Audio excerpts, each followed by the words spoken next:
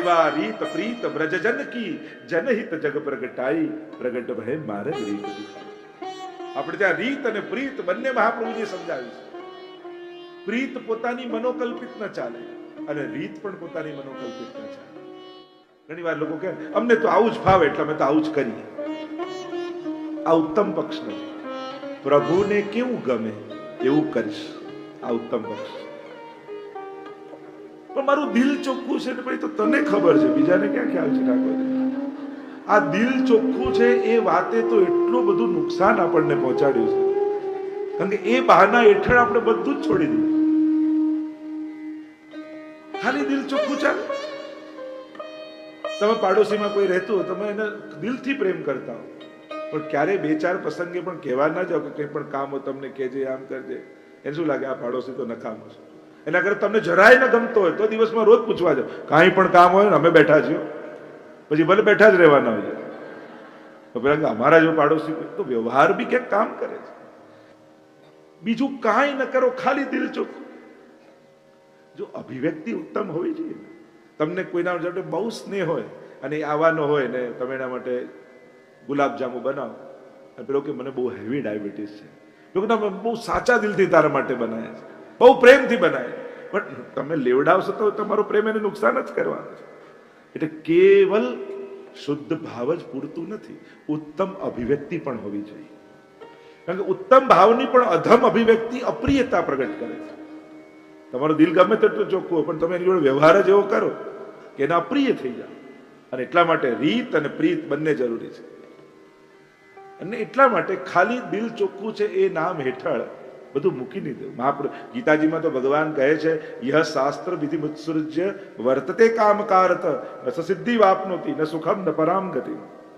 શાસ્ત્ર વિધિને છોડી મનોકલ્પિત રીતે જે કરે છે એને સુખ નથી મળતું, એને પરમ ગતિ નથી મળતી. અને એટલા માટે શાસ્ત્ર વિધિને જાણો. સેવા કઈ રીતે થાય, કઈ રીતે ભોગ ધરાય, કઈ રીતે શૃંગાર ધરાય, દરેકનો એક વિવેક છે. કદાચ કંઈ ભૂલથી રહી ગયું તેમાં દોષ નથી, પણ ઉત્તમ રીતે ન કરવાનો ભાવ એ આપણી શિથિલતા છે. અને એટલા માટે એને આપણે દિલ ચોખ્ખું છે ભાવ હેઠળ બધું છોડી. પત્રમ પુષ્પમ, લોકો શ્લોકોય ગોખી લે, પત્રમ પુષ્પમ ફલમ તોયમ, જો પ્રેમથી. પણ કોના? ભક્તિ રૂતમસના, મારા ભક્તના. શબરી આપણે નથી કે આપણે એઠા બોર ધરાય. આપણે તો ભક્ત બનવાની પ્રોસેસમાં છીએ. આપણે ભક્ત ક્યાં થઈ ગયા છે?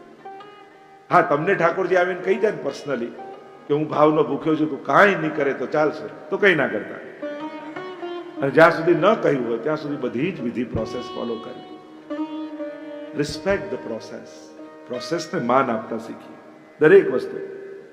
એમાં શું થઈ ગયું, એમાં શું થઈ ગયું, એમાં શું થયું, પણ આપણે દિલથી ભાવ છે. કોઈ કે મારું દિલ ચોખ્ખું, તાર પાડોશીને પૂછ તો ખબર પડે. દરેકને પોતાનું દિલ તો ચોખ્ખું જ લાગતું હોય. ઘણા કે મારું દિલ સાફ છે, કોઈનું દુભાવતો નથી, કોઈને હેરાન નથી કર્યું, પછી મારે સેવા કરવાની શું જરૂર? દિલ ચોખ્ખું છે. અરે પ્રભુ પાસે જવાની ઈચ્છા નથી થતી, એ જ બતાવે છે કે હજી દિલ ચોખ્ખું નથી થયું. જો અંતઃકરણ પવિત્ર થયું હોત તો તું ભગવાન વગર રહી જ ન શકે. અને એટલા માટે પોતાને જજ નહીં કરી લેવા સીધા કે મારું દિલ ચોખ્ખું છે. દુનિયાના દરેક લોકોને દિલ પોતાનું ચોખ્ખું જ લાગે. એના માટે બીજાને પૂછવું પડે, આપણે ના કહેવાય. આ બધી વસ્તુ એવી છે આપણને ના દેખાય. જો આ પાપની તકલીફ જ એ છે ને, આપણને દેખાય નહીં અને બીજા બતાવે ગમે નહીં, તો કાઢવા કઈ રીતે? શરીરના રોગ થયા હોય કોઈ પૂછે ને તો મને ગમે એમ. તમે તાવ આવે ને કોઈ ફોન કરીને પૂછે કે આવો કેમ, ના હવે સારું છે દવામાં, પણ મનના રોગ માટે કોઈ પૂછે તો ગમે? હમણાં તમારો ક્રોધ બહુ વધી ગયો છે ને, ડાયાબિટીસ વધુ એ પૂછે તો ગમે, પણ ક્રોધ વધુ એ ગમે? હમણાં થોડી ઈર્ષા વધી ગઈ લાગે છે, ગમે? મનના રોગની કોઈ વાત કરે તો ન ગમે, તો એને ઈલાજ કરવો કઈ રીતે? અને એટલા માટે કેવલ દિલ ચોખ્ખું છે એવું કહેવું એ પોતાની જાતને છેતરવા બરાબર છે. ઘણી વાર સારા સારા શબ્દોના પ્રયોગ કરીને આપણે આપણી જ જાતને છેતરતા હોઈએ, આપણા જ કમજોરીઓને દુર્ગુણોને ઢાંકતા હોઈએ. લડવાની તાકાત ના હોય તો આપણે એના જેવું કોણ થાય, જવા દો. ચોખ્ખું કે લડવાની તાકાત નથી એની સાથે. મૂળ વાત એ છે સારા શબ્દોના કપડા પહેરાવી આપણી અનાવડત અથવા અસમર્થતાને ઢાંકો નહીં. ના, જે રીતે મહાપ્રભુજી આ ભલે થોડું કરીશ પણ એ વિધિ પ્રમાણે કરીશ. મને આવું ગમે, મને આવું, પણ તને ગમે, ઠાકોરજીને ગમે છે? આપણે ગમે તેવા વાઘા પહેરાવી દઈએ, આપણે ગમે તેવું ધરાવી દઈએ, જોવામાં સારું લાગે એ જ સેવા નથી. પહેર્યું હોય એને સારું લાગે, એને સેવા કહેવાય. આપણે તો માનસિંહની વાર્તા આવે છે વાર્તા સાહિત્ય. રાજા આવ્યા મથુરા દર્શન કરવા માટે, ને જે મંદિરે જાય બધાને ખબર પડે રાજા દર્શન કરે, એટલે ભર ઉનાળો અને જરીના વાઘા અને ભારે ભારે શણગાર ધરાવી દે. રાજા જોઈને ખુશ થાય. બધે દર્શન કર્યા, માનસિંહને ક્યાંય આનંદ ના આવે. કોઈએ કહ્યું કે આ ગિરિરાજજીની ઉપર દેવ દમન શ્રીનાથ વિરાજે છે. અને દર્શન કરવા માટે ઉષ્ણકાલના સમયમાં અક્ષય તૃતીયાના દિવસો હતા, અને જ્યાં દ્વાર ખુલ્યા રાજભોગના, ફુવારો ચાલતો હતો, અત્તરના છડકાવ હતા, ખસના પડદાઓ લાગ્યા હતા, પ્રભુએ હલકા વાઘા અને વસ્ત્ર પહેર્યા હતા, ચંદન ધારણ કર્યું હતું. દર્શન કરતા જ મનમાં એવી હાસ થઈ કે રાજા એટલું બોલ્યા કે બાકી બધે તો પ્રદર્શન છે, દર્શન તો અહીંયા થઈ રહ્યા છે, જ્યાં પ્રભુના સુખનો વિચાર છે. સેવ્યના સુખનો વિચાર એને જ સેવા કહેવાય. ખાલી જોઈને સારું લાગે સેવા નથી. અને એટલા માટે જ કેવા વાઘા ધરાવાય, કેવા વસ્ત્ર, કેવા શૃંગાર ધરાવાય. ના ના, અમે તો નાથક દ્વારાથી લાયા છે. તો નાથક દ્વારા બધું કઈ પુષ્ટિ માર્ગનું જ મળે, જરૂરી નથી. એ તો બજાર હોય તો બજારમાં તો બધું મળતું હોય. આપણે મહાપ્રભુજીની રીત પ્રમાણેનું શોધીને લાવવાનું. આપણે ત્યાં જો પેલા ફ્રોક જેવા વાઘા નથી આવતા, વાગે એવા મુગટ નથી આવતા, માળાઓ કેવી ધરાવાય. પ્રભુ તો અતિ કોમલ છે. એ કોમલતાના ભાવ વગર જો સેવા કરવા જશો તો ક્યાં ચૂકી જશો. તો મહાપ્રભુજીની સેવા રીત અને પ્રીત બંને મહત્વની છે. રીતે એટલી, કારણ કે એ રીત કોની છે તો કે વ્રજ ભક્તોની છે. અને એટલા માટે એ વ્રજ ભક્તોની રીતથી જ્યારે સેવા કરો છો ત્યારે ઠાકોરજી એમ નથી જોતા કે પેલા બેન ને પેલા ભાઈ કરે છે. એમને તો એવો જ આનંદ આવે છે કે કોઈ વ્રજ ભક્ત મારી સેવા કરી રહ્યો છે. અને એટલે જ આપણે ત્યાં કહીએ ને કે સેવામાં આવા વસ્ત્રો પહેરવા, આવા કપડા પહેરવા, આ રીતે તિલક કંઠી ધારણ કરવા. અને વસ્ત્રોની બાબતમાં લોકો ધર્મનું આવે એટલે એમ કે આ પહેરવાની શું, ભગવાન કોઈ કપડા થોડી જુએ છે. લોજિકો લોકો ભગવાનના મનની વાત પણ પોતે જ કહી દે. એને ક્યાં આવી જરૂર છે? તો કોણે શાસ્ત્રોમાં કોણે કહ્યું આ બધું? ભગવાન જ કહી ગયા છે. તમે સ્નો હોય એવી જગ્યાએ જાઓ તો એના જેવા કપડાં પહેરો, તમે વોક કરવા જાઓ સવારે તો એના લાયક કપડાં પહેરો, તમે રમવા જાઓ તો સ્પોર્ટ્સ વેર પહેરો, તમે લગ્નમાં જાઓ તો એના જેવા કપડાં પહેરો, તમે ડેઝર્ટમાં ફરવા જાઓ તો એના જેવા કપડાં પહેરો, તમે બીચ ઉપર જાઓ તો એને લાયક કપડાં પહેરો. એટલે કે એ સંજોગોને, એ અવસ્થાને વધારે ઉત્તમ રીતે માણી શકો એવા વસ્ત્રો પહેરો જ છો. વાંધો ખાલી સેવામાં જાઓ તો ધોતી બંડી પહેરવામાં શું વાંધો છે? કારણ કે બાકી બધાના પહેરો જ છો તમે. કોઈ તમે ના પહેરતા એવું નથી. તમે દરેક સંજોગોને લાયક એને અનુકૂળ વસ્ત્રો પહેરો જ છો. ખાલી સેવામાં જ ભાઈ, આપણને ભાઈ ખાલી ત્યાં જ જાગે છે. મૂળ વાત છે કે વ્રજભક્ત બનીને સેવાને માણી શકીએ. આપણને જોઈને ઠાકોરજીને એમ લાગે કે કોઈ વ્રજભક્ત સામે ઉભો છે. બસ આટલો ભાવ કરો જ છો તો એને માણવાને આ પહેરવામાં શું વાંધો છે? પ્રભુ તો ભાવના ભૂખ્યા, આપણા કપડા થોડી જુએ. એમ કરીને લોકો મહિનો ધોયા વગર પહેરે. કોઈ અડતા નહીં હોય, સેવાના કપડા છે. સૌથી ખરાબ હોય સેવા. એવું નહીં કરવું. અપ્રસના કપડા છે, એ અપ્રસના સૌથી ખરાબ પાછા કપડા. અને એટલા માટે આજના સમયમાં અપ્રસની વ્યાખ્યા કઈ રીતે કરવી, કઈ રીતે, જો પહેલાના ગામમાં લોકો જે રીતે રહેતા, આજે આપણે 1000 સ્ક્વેર ફીટનો ફ્લેટ હોય, નાનો જગ્યા હોય અને એમાં સેવા પધરાઈ હોય, તો સેવાના નામે કોઈની પ્રતાડના ન થવા લાગે, કોઈને ઉદ્વેગ ન થવા લાગે, એની સાવધાની બહુ રાખજો. પ્રભુ બધાના આનંદ માટે પધાર્યા છે, પણ પ્રભુને કારણે ક્લેશ ન થાય એની સેવા કરનારે વિશેષ જવાબદારી રાખવી. કારણ કે ઘણીવાર આપણે અવિવેક પૂર્વકનું જો વર્તન કરીએ તો બદનામ આપણો ધર્મ થાય છે. એમ કે પુષ્ટિમાર્ગના લોકો, પુષ્ટિમાર્ગને ક્યાં લાગે વળે? અપરસ એ કોઈ પુષ્ટિમાર્ગ નહીં છે, એ તો હિન્દુ ધર્મની આચાર વિચારની વ્યવસ્થા છે. પણ પુષ્ટિમાર્ગીય વૈષ્ણવ સ્ક્રિપ્ચર્સને વધારે ફોલો કરે એટલે બધા પુષ્ટિમાર્ગના નામે ઢોળી નાખે. આમાં પુષ્ટિમાર્ગમાં કોઈ ગ્રંથમાં નથી. આ તો હિન્દુ ધર્મમાં નિર્ણય સિંધુ, ધર્મ સિંધુ આવા નામના ગ્રંથો છે. અને આખી હિન્દુની એક જીવન પ્રણાલી કેવી હોય એ પ્રકારની બધી વ્યવસ્થાઓ છે. અને એટલા માટે થોડાક રીતનો પણ ભાવ કે મહાપ્રભુજીએ રીત બતાવી છે, અને એ રીત કરો છો ને તો મને કરો તોય ફલ મળે. તમે જોબ પર ગયા હો, તમારું કામ કરવાનું જરાય મન ના હોય, પણ એ ખુરશી પર બેસો તો પગાર મળે કે નહીં? એમ ક મને પણ ઠાકોરજી સન્મુખ બેસો ને તો સેવાનું ફળ તો મળે. કારણ રીત તમે મહાપ્રભુજીની કરી રહ્યા છો. અને એટલા માટે જ્યારથી આપણે ભાવના ભૂખ્યા કઈ બધું છોડતા ગયા ને ત્યારથી જ અંધશ્રદ્ધાએ પ્રવેશ કરી, વિકૃતિઓ પ્રવેશ કરી જાય છે. કેમ શાસ્ત્રને ફોલો? કારણ કે વ્યક્તિ છેતરશે, શાસ્ત્રો નહીં છેતરે. અને એટલા માટે શાસ્ત્રોને પકડે. શાસ્ત્ર શું કહે છે? સહેલું નહીં, સાચું શું છે હવે અમને બતાવો. ભલે થોડું કરીશું, પણ આપણી જે વિધિ વિધાન છે એ પ્રમાણે કરીશું. જે દેવતાની જે રીતે ઉપાસના થતી હોય એ રીતે જ કરે.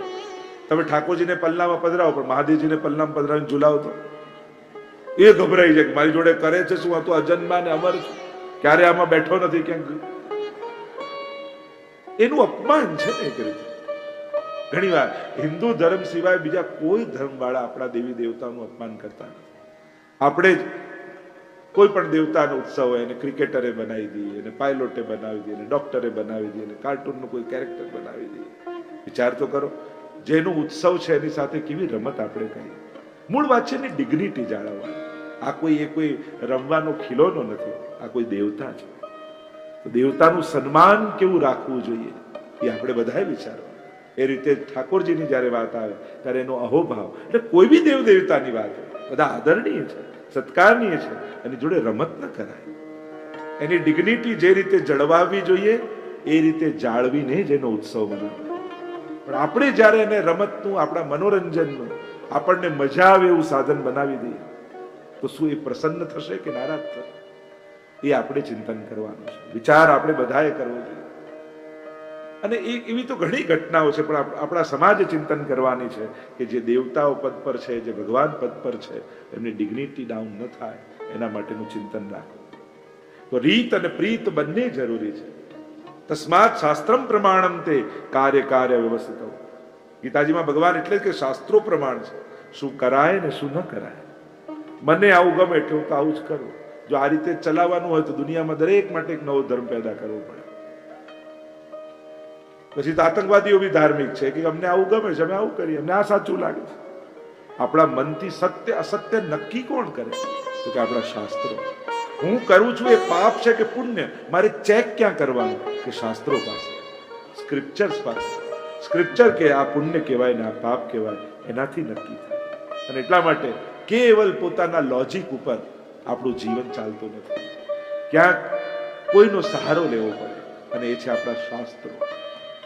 અને એટલા માટે શાસ્ત્ર જે વાત કે એને સ્વીકારીને આગળ વધવું. તો જે ચર્ચા કરીએ છીએ મહાપ્રભુજીએ વ્રજભક્તોની રીત અને પ્રીત બંને પ્રગટ કરી. અહીંયા કુંભનદાસજીને, રામદાસજીને સેવાનો પ્રકાર સોંપ્યો.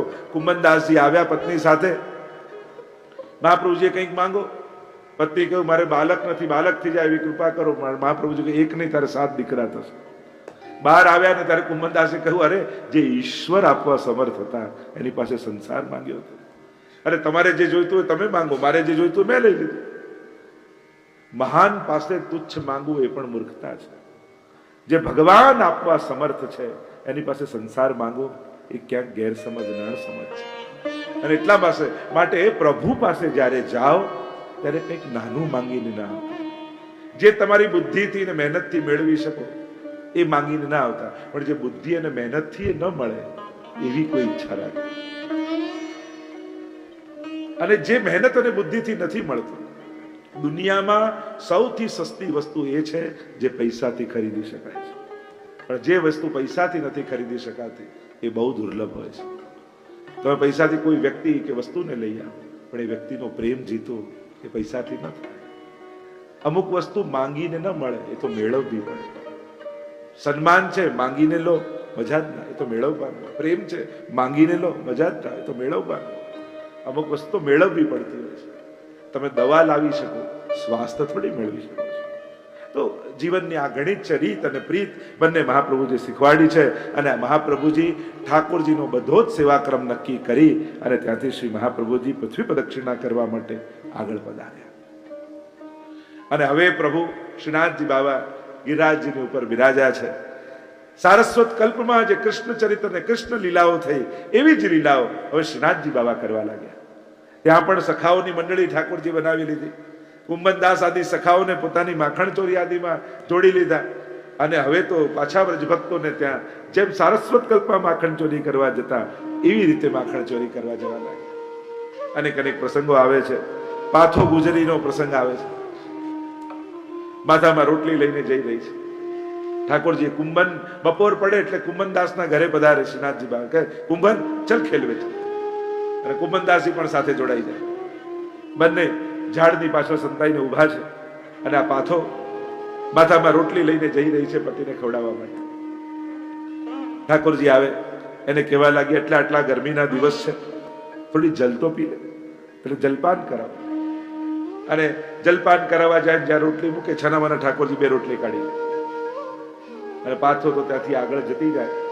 કુંભનદાસ કહેવા લાગ્યા, અરે પ્રભુ આ શું કરો છો, મને માર ખવડાવશો? આપને જોઈએ એટલો ભોગ ધરવા અમે તૈયાર છીએ, પછી આ ચોરીને કેમ ખાવ છો? ત્યારે ઠાકોરજીને થાય, ઠાકોરજી કે તમે ધરો એના કરતા હું ચોરીને ખાઉં ને, એમાં રોટલી બહુ મીઠી લાગે, એટલે તું એક ખા. એક કુંભનદાસને આપી, એક શ્રીનાથજી બાબાએ લીધી, બંને આરોગવા લાગ્યા. કુંભન કે આ તો ઠીક નથી. ત્યારે ઠાકોરજી કહે, આ જેટલી ગુર્જરીઓ છે ને, એ સવારે જ્યારે ભોજન બનાવતી હોય ત્યારે ભોજન બનાવતા બનાવતા મને યાદ કરતી હોય અને એમ થાય કે અમે જે પણ કાંઈ પણ બનાવીએ છીએ એ પ્રભુ તારા માટે છે, તને ભોગ ધરવા માટે છે, પણ એને સંસારના બંધન છે, મારી પાસે આવીને મને આરોગાવી નથી શકતી, એટલે હું કૃપા કરી એમની મનોરથોને પૂરા કરવા માટે એની સામગ્રી ચોરી અને અંગીકાર કરું છું, એમના મનોરથોને પૂરા કરું છું.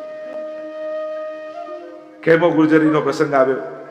માથે દૂધની મટકી લઈને જાય છે અને ઠાકોરજી કુંભનદાસને કહે છે, જો આનું દૂધ આજે આપણે ચોરી. રસ્તામાં આવીને જોર જોરથી પગ ઊંચો લઈને કૂદવા લાગ્યા, અરે મેરે પગ મેં કાંટો લગ ગયો, કાંટો લગ ગયો, કાંટો લગ ગયો. અને પેલી ખેમો જુએ કે અરે પ્રભુ આપના પગમાં કાંટો, લાવું કાઢી દો. ઠીક છે કાઢ.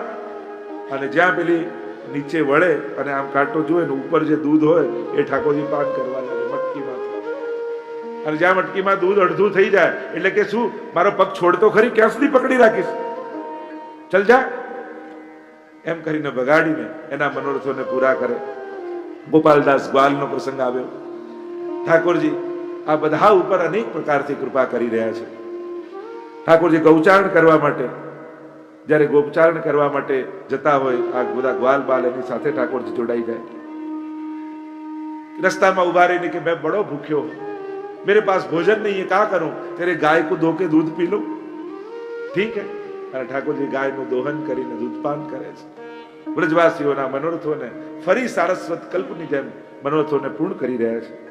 એક નવી નવી વહુ પરણીને આવી છે ઘરમાં, અને પરણીને આવી એટલામાં તો એમની જે સારામાં સારી વધારે દૂધ આપનારી ભેંસ હતી એ ખોવાઈ ગઈ. સાસુને છીકણીની આદત અને એની ડબ્બી પણ ખોવાઈ ગઈ. એટલે ક્યાંક કંઈક થાય એટલે સાસુએ ટોપલો ઢોળ્યો. ઓહો, તમને તો ખબર, આના પગલા પડ્યા અને બધું અપસુકન થવા લાગ્યું.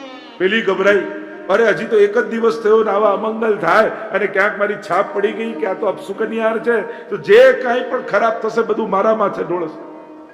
શું કરું? હે શ્રીનાથજી બાબા, હે ગિરિરાજ, હે ગોવર્ધનનાથ, આપ કંઈક મારી ભેંસને શોધીને લાવી આપો, નહીં તો આ મારી સાસુ મને છોડશે નહીં. અને રાતનો સમય થયો. ઠાકોરજી શોધવા પણ નીકળ્યા માટે ભેંસને. ભક્તોના મનોરથો પૂરા કરવા પધાર્યા છે. આ ભોળા વ્રજવાસીઓ કોનું શરણ લે, કોની પાસે જાય? કાંઈ પણ થાય એટલે શ્રીનાથજી બાબાને યાદ કરે. ઠાકોરજી વનમાં શોધતા શોધતા જ્યાં ગાય ઉભેલી જોઈ, સિંહ આવ્યો હતો અને સિંહને ભગાડ્યો ઠાકોરજીએ અને ભેંસનું કાન પકડી ખેંચતા ખેંચતા ખેંચતા ખેંચતા એના જે ગૌશાળા હતી એ વહુની, એ સાસુની, ત્યાં મૂકી આવ્યા ઠાકોર. અને વહુએ જ્યાં તકિયો ઊંચો કર્યો તો તકિયા નીચે છીકડીની ડબ્બી મળી.